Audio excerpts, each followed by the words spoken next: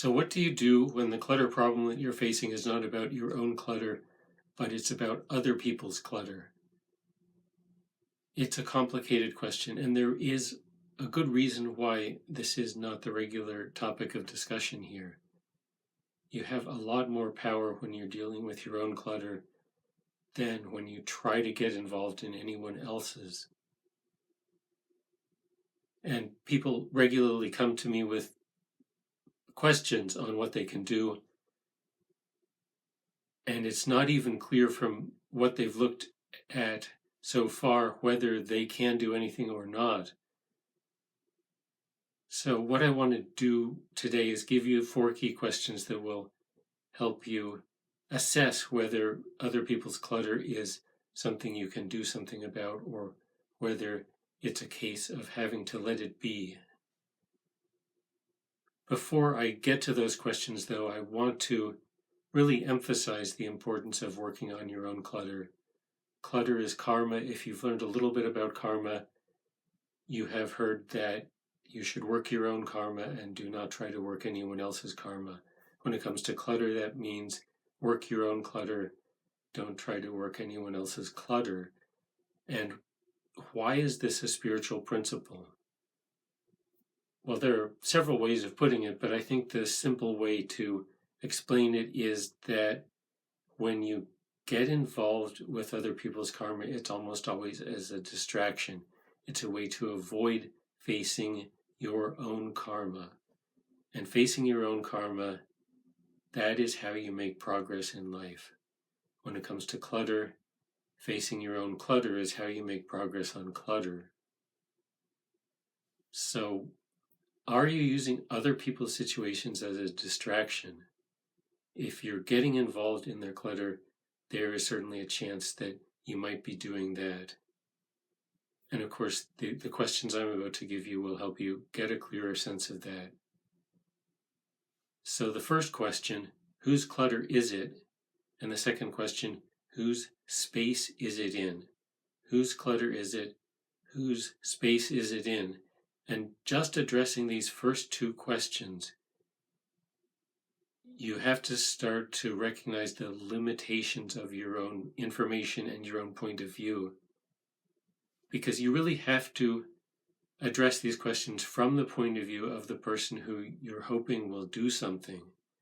And this might be the most clear-cut thing from your point of view. You might be saying, that's their stuff and they have to do something. But from that person's point of view, it might not be nearly so clear-cut. And to them, it might seem that they don't have the authority to do the things that you're hoping they will do. They might feel that they have hindrances and they have obligations, and there are certain things they can't really do, at least in a certain time period. And even if, from your point of view, that's ridiculous, it's not your point of view that counts here. It's the point of view of the person who has to make the decision and take the action. That's what matters. That's what determines what can and can't be done.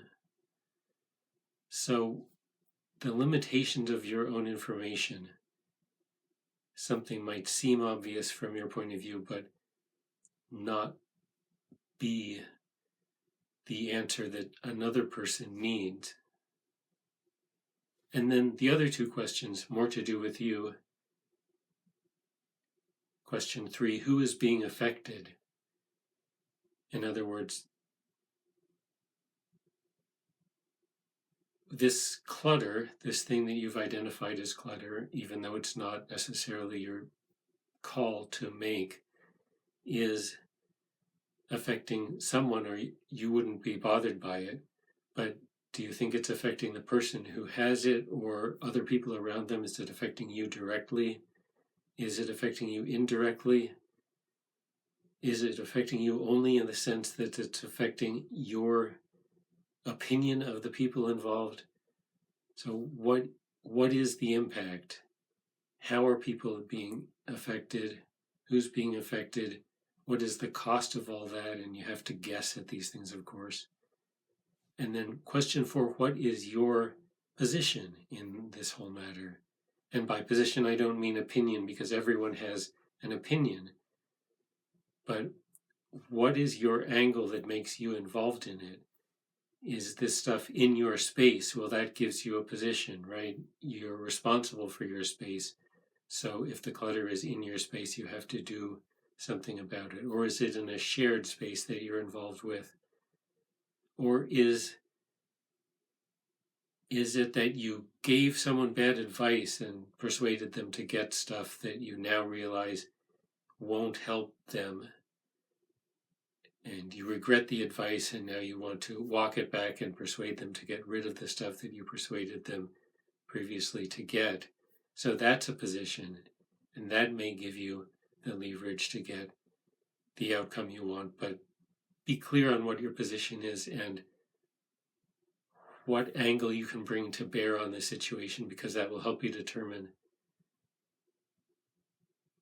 whether it's realistic to try to intervene, to try to make something happen in this situation or not.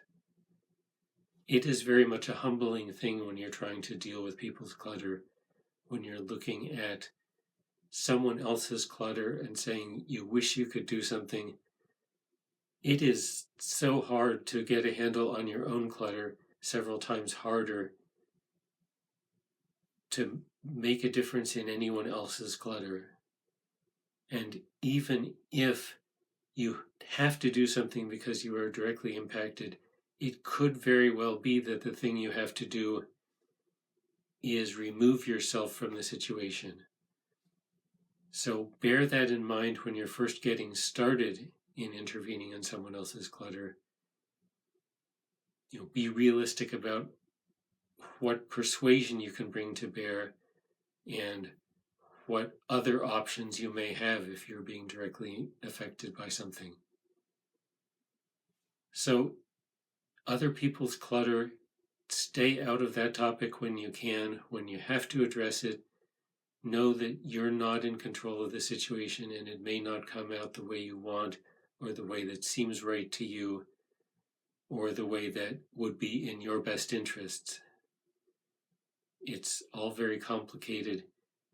You can set boundaries, and I'm not here to tell you how to set boundaries, but you can know where you draw the line and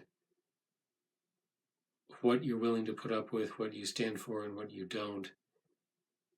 And in a way, that's similar to the way you set boundaries within your own clutter. But it's a very different thing when there are other people involved. So respect the limitations of what you're dealing with when you're looking at other people's clutter. But at least take a look at these 4 key questions.